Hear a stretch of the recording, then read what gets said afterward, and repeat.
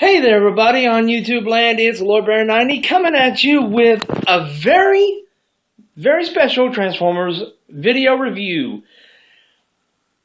It's not a Transformers toy, but this is a review of the Transformers 4 Age of Extinction live-action movie. I actually have my Decepticon camo Transformers t-shirt on. For those of you who haven't seen the movie yet, because I just got to see the 9 o'clock premiere for the movie just a couple of hours ago. I actually got home 2 hours ago. I'm leaving some lights on in here so that y'all can actually see me. I'm sorry if I really stutter in this movie, because I'm still shaking from the movie. I'm still kind of hyper. But yeah, like I said, for those of you who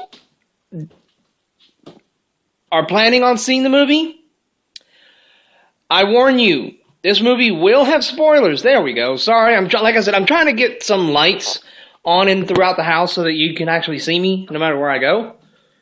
This is actually like one of the best lighting situations I've had. Anyway, like I said, this video is going to have some spoilers. So don't watch this if you don't want to hear anything. For everyone else, please listen on.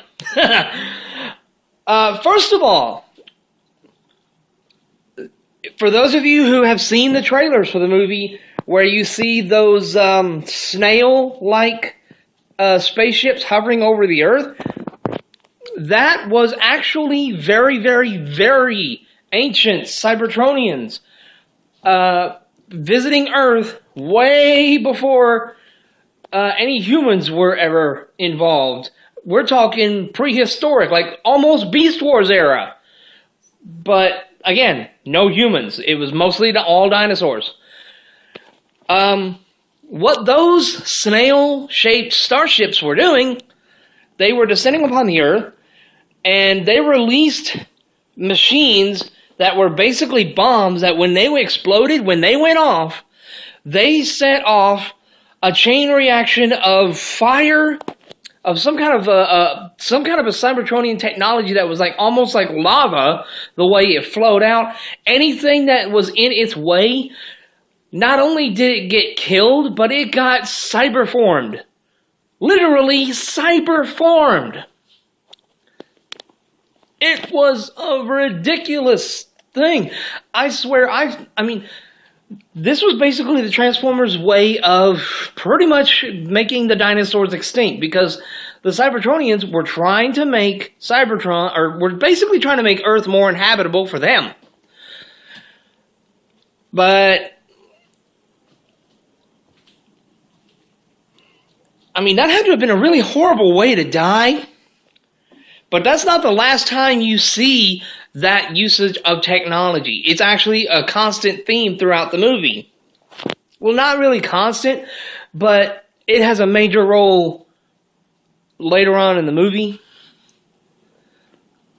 that, quite frankly, sucks for anyone that's in its way. Anyway,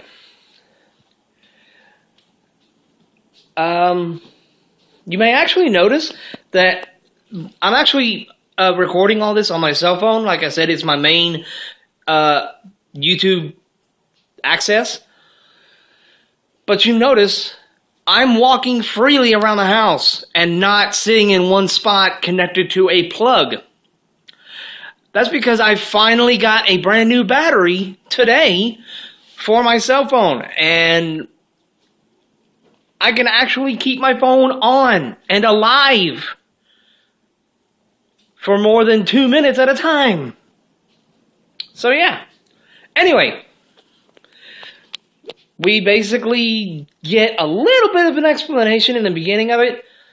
I mean, after that, the beginning of the movie, the real beginning of the movie kind of starts, where we meet Mark Wahlberg's character. I can't for the life of me remember what his first name was. His last name is Yeager, not Jägermeister. It's spelled completely different. It's pronounced, it's Jaeger. It's spelled different from Jägermeister. I don't know. I can't remember how it's spelled. We meet him and we meet his daughter, and we meet his coworker, I should say. I don't think they ever actually said his name in the movie. The coworker. He didn't get very much screen time. So usually the character with the least amount of screen time, first one dies.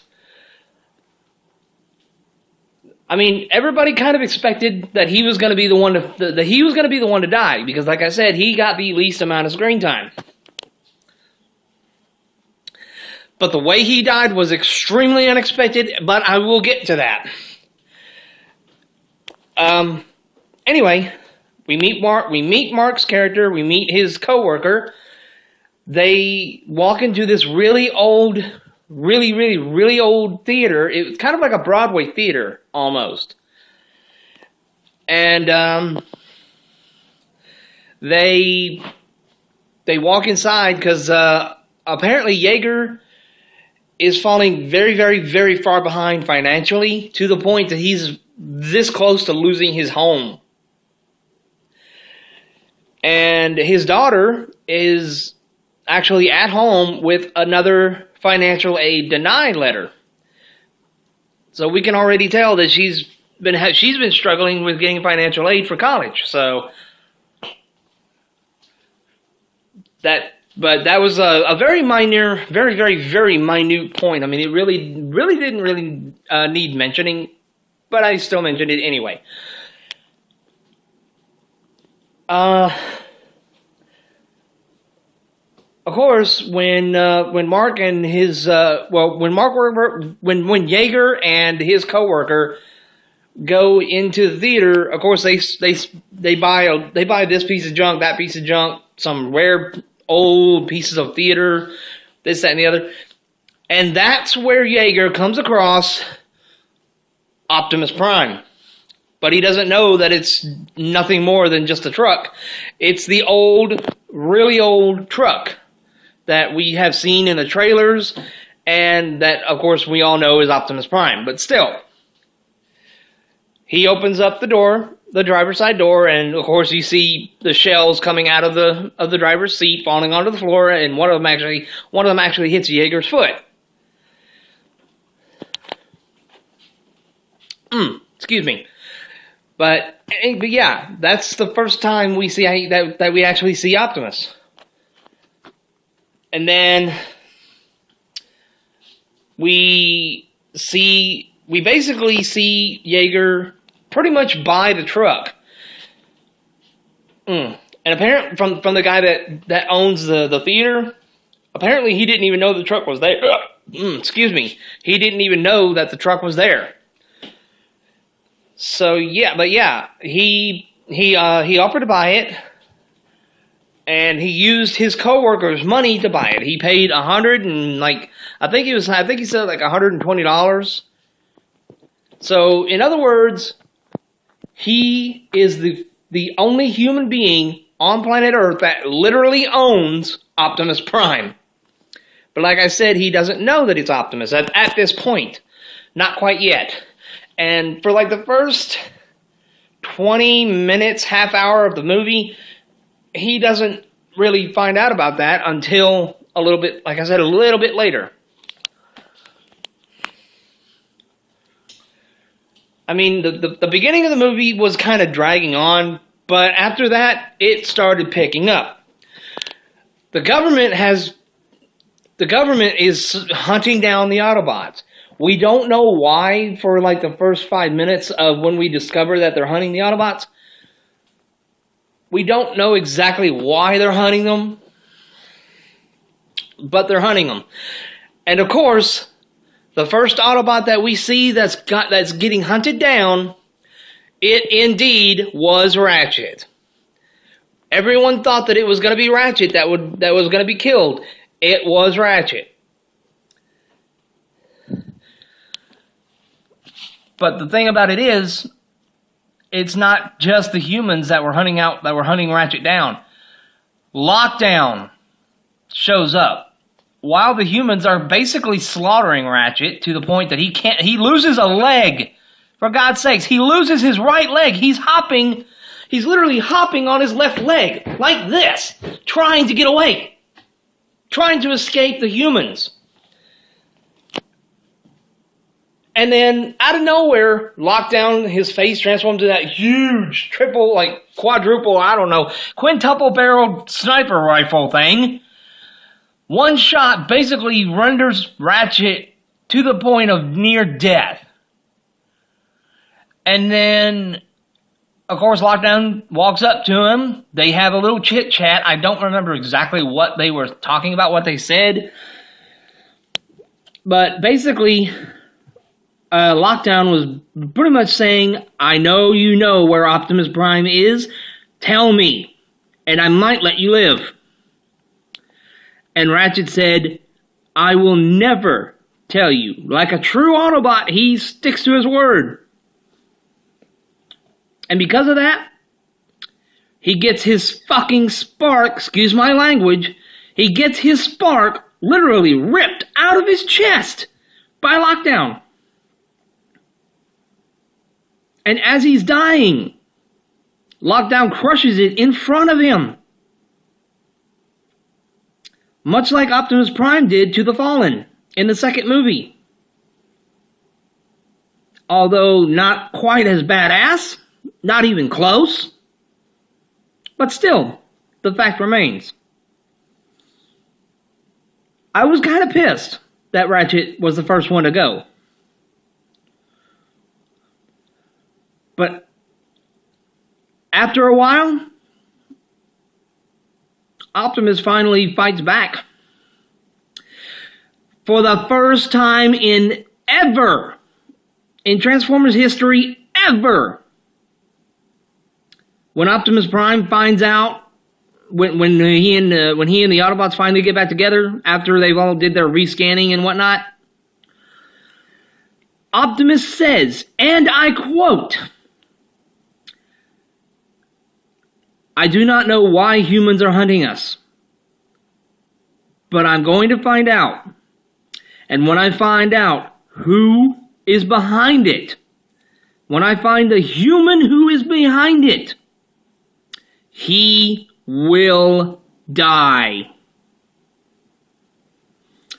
Optimus Prime is after a human for the first time ever.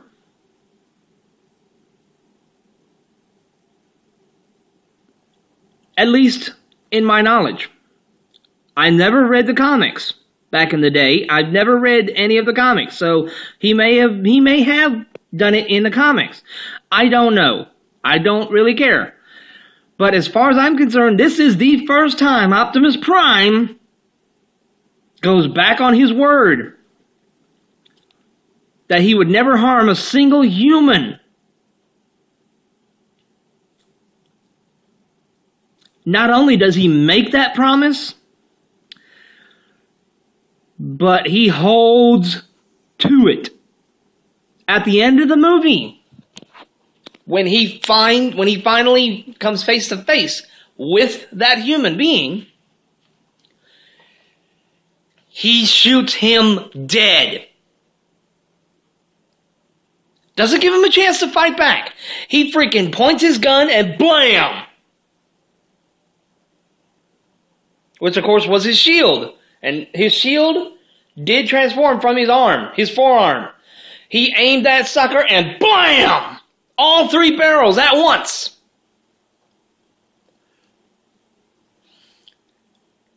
But before that, Lockdown basically captures Optimus. The Autobots go after Lockdown to try to rescue Optimus before Lockdown leaves to go to space. To, I guess, go wherever he was going to go next. On that ship, we see the Dinobots in cages. Upside down, no less. Being hung by their feet, basically. Including Grimlock himself. All in their robotic modes. All in their robotic forms.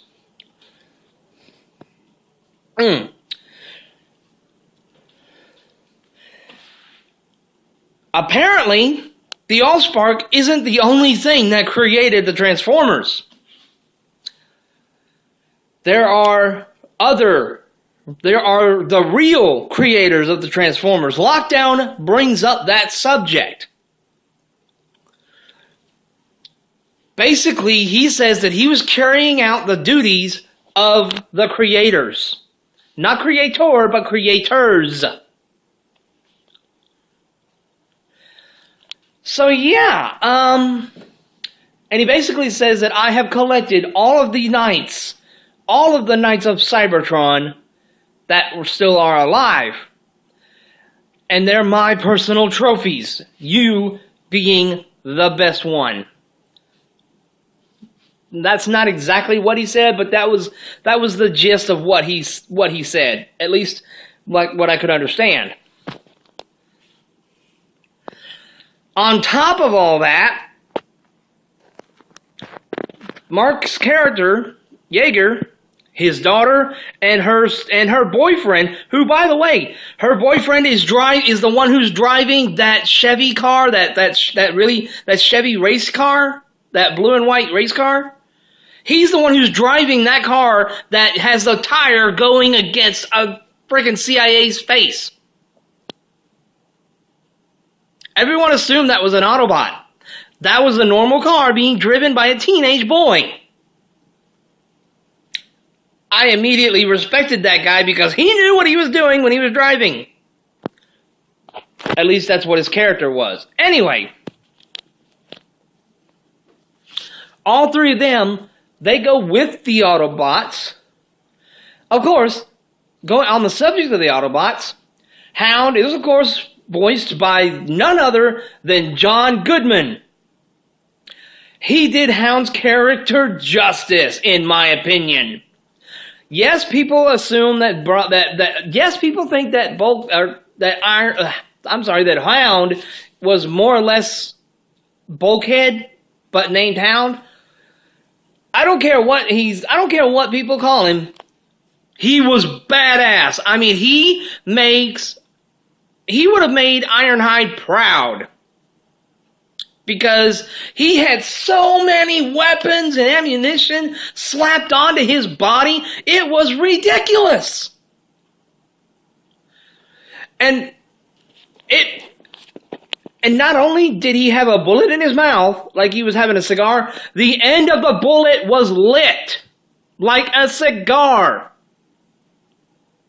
He was literally smoking a freaking bullet like it was an actual cigar. And the whole time he's fighting, it rarely would ever leave his mouth, ever. If it did, he would just pick it right back up, put it back in his mouth, and just keep on firing.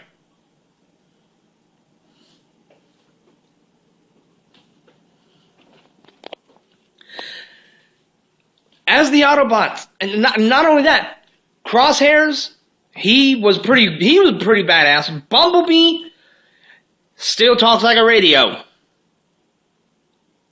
But he still proves he was a freaking badass. And he was hilarious in the movie. He's usually not super funny, but oh my goodness, he was hysterical in the movie because he acted like a jealous teenager a lot of the times.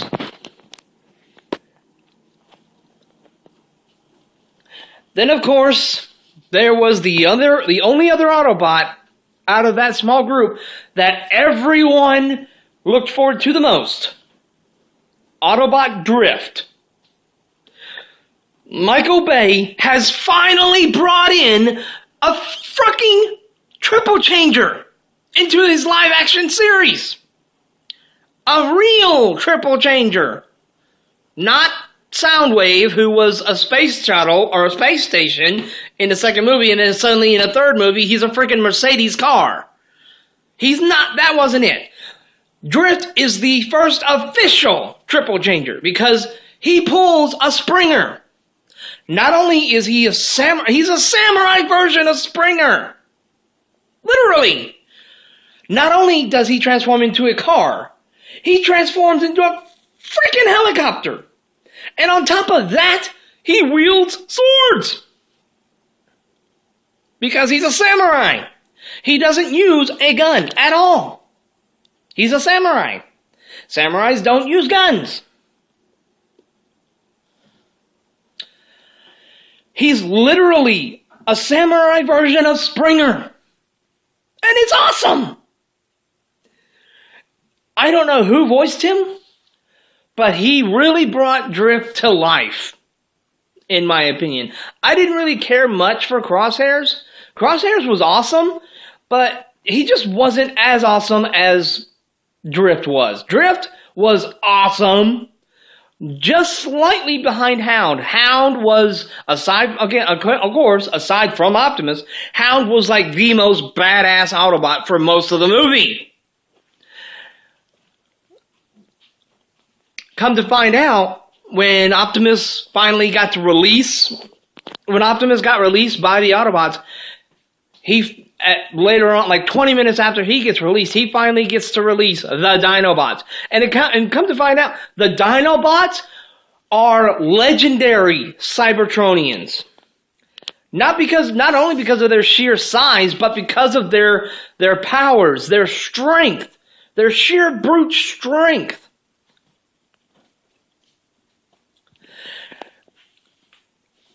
We get to see all 5 of the Dinobots.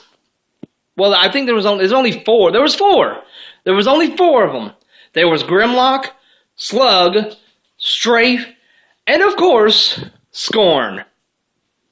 Slash was not in the movie. He's the only one that wasn't in the movie. But the other 4, they definitely were.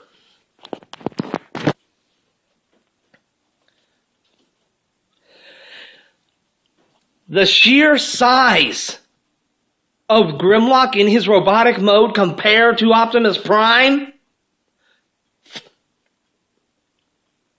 To give you guys an understanding of how tall Grimlock is compared to Optimus Prime, think back to the 2007 Transformers film.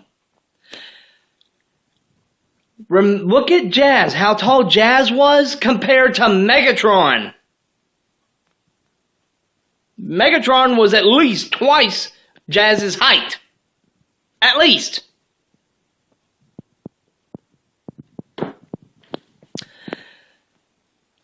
That's how big Grimlock was compared to Optimus Prime, just in his robotic mode. And then, basically, Optimus Prime challenged Grimlock to an all-out brutal fight. To challenge him in order to get him to understand that he was Alpha. He was the Autobots' leader. That he needed the Dinobots' help in not only stopping Lockdown, but stopping the extinction of mankind itself. Despite how he felt about mankind, after everything he did for mankind and what they did to the Autobots in return. I mean, throughout the entire movie, Optimus Prime is not acting like Prime. Optimus Prime is freaking pissed. The entire movie, he is pissed. Once he finds out what happens to his friends when the humans hunt them down, not only do they hunt the Autobots down and kill them, they were basically mech. They were dissecting the Autobots.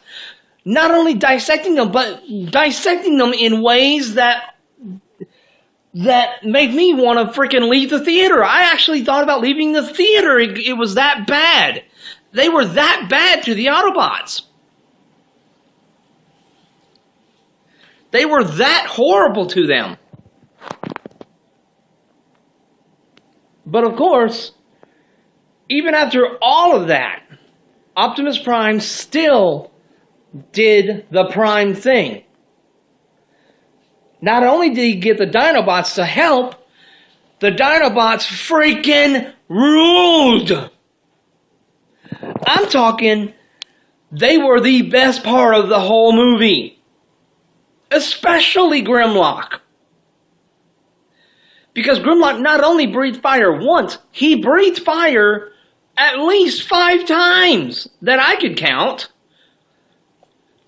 And it wasn't just him. Scorn, Strafe, and Slug. All 4 of them. They freaking dominated the film after that point. They were the absolute best part of the movie.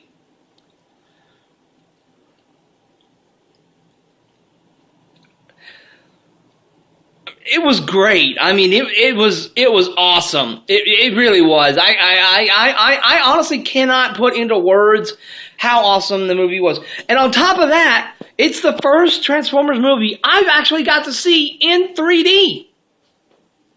I still have the 3D glasses that I had to wear for the movie. So it's the first time I've seen Transformers in 3D ever. The movie was almost 3 hours long, but I'll tell you this: that movie was worth every damn second of it. It was worth every second.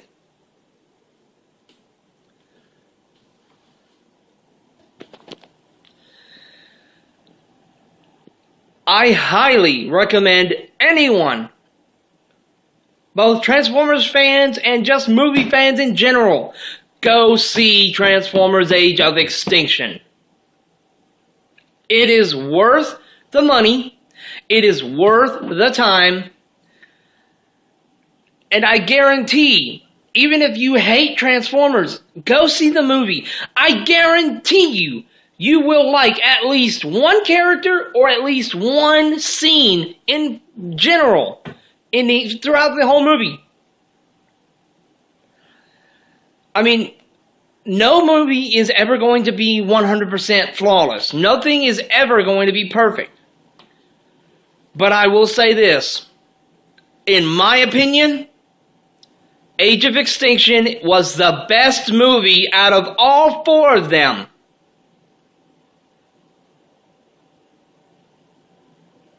Solely because of the Dinobots. And I hope we see them again.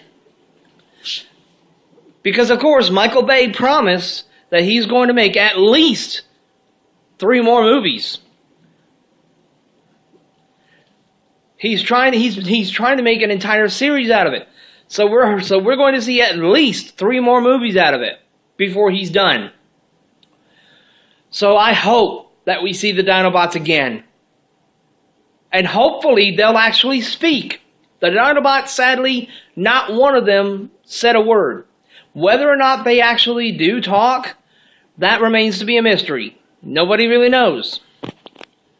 That was the only unfortunate thing about the Dinobots. None of them could talk, not even Grimlock. I mean, if Grimlock had been the only one that could talk, I would have been perfectly fine with it. I would have been perfectly happy with it. But one other thing that I really liked, Galvatron was voiced by none other than Frank Welker. I was actually not expecting that at all. I mean, it sounded like Frank Welker. I could be dead wrong. I didn't stick around long enough to read the ending credits because we had to leave right after the movie. But it sounded like Frank Welker. Anyone who sees the movie and knows that it's Frank Welker, please comment in the comment section below. Tell me whether or not it's Frank Welker, because I swear it sounded like him that voiced Galvatron.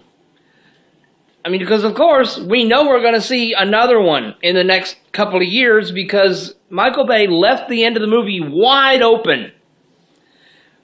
Galvatron, I mean, it's wide open for all kinds of possibilities for the next one. So, yeah, this is by far the longest video I've ever done for YouTube. This video is a half-hour long. Or, well, it will be in about 15 seconds. But this video is the absolute longest I've done ever for YouTube. And I'm not ashamed of it. because this was a movie review. I have been long overdue for doing a Transformers movie review. But I'm going to stop the video now before I get even louder and more hyper. Because I'm pretty sure you guys hate my voice enough as it is. But I will be back, hopefully tomorrow, with another video, whether it be a Transformers review, a guitar video, something. But right now, I'm going to upload this video, and I'm going to be watching a couple more movies here at the house, and then I'm going to bed. So, yeah. Lord Bear 90 signing off for now.